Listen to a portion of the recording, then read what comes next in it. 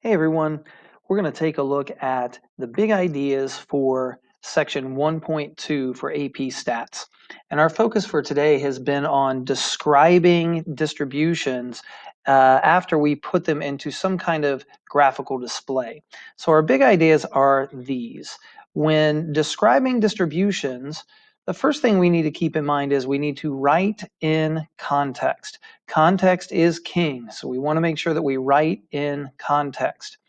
The second thing is that we want to describe the shape of the distribution. Now there's three different ways right now that we can describe the shape of a distribution. That would be skewed left, skewed right, or symmetric. Now we may expand on those descriptions at some point in time, but for now it's either a skewed left distribution, a skewed right distribution, or symmetric. The third thing that we want to describe is the center. When we look at a distribution, it's super important that we describe the center. So the mean is a measure of center that can be used to describe a distribution if we have a distribution that is symmetric. If the distribution is not symmetric and it's skewed, the best way to describe that distribution's center is with the median of the distribution. The third, or I should say the fourth thing that we want to talk about when we describe a distribution is the spread or variability, which those two things mean the same thing. Well, one way to describe the spread or the variation or the variability is with range. But the only time we really want to use range if it's the only thing that you can find. So if the only thing that can be determined is the range, then go ahead and use the range to describe the spread or variation or variability. But if we can calculate the standard deviation or the interquartile range, we want to use one of those two things. If the distribution is symmetric, not only are we going to use the mean to describe its center, but we want to use standard deviation to describe its spread or to describe its variation. If the distribution is skewed, then what we want to do is use the interquartile range to describe its spread or variation.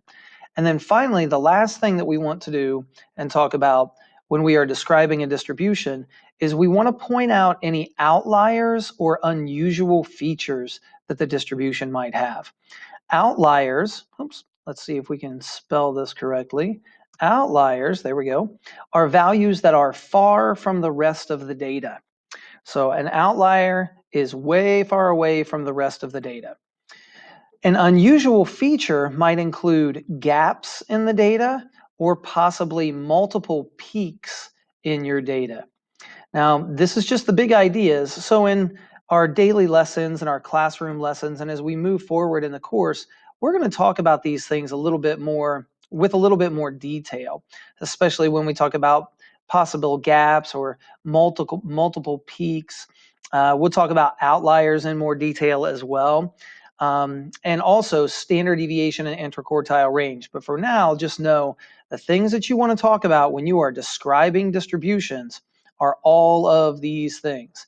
We want to talk about the shape, we want to talk about the center, we want to talk about the spread, and we want to talk about any outliers and unusual features that we might see.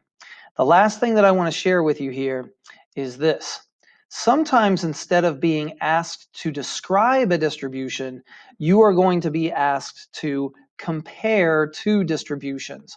When you are asked to compare two distributions, make sure that you use comparison words like larger, smaller, greater than, less than. Those are comparison words. So if you're ever asked to compare two distributions, make sure that you are using comparison words. And that is it for the big ideas for 1.2.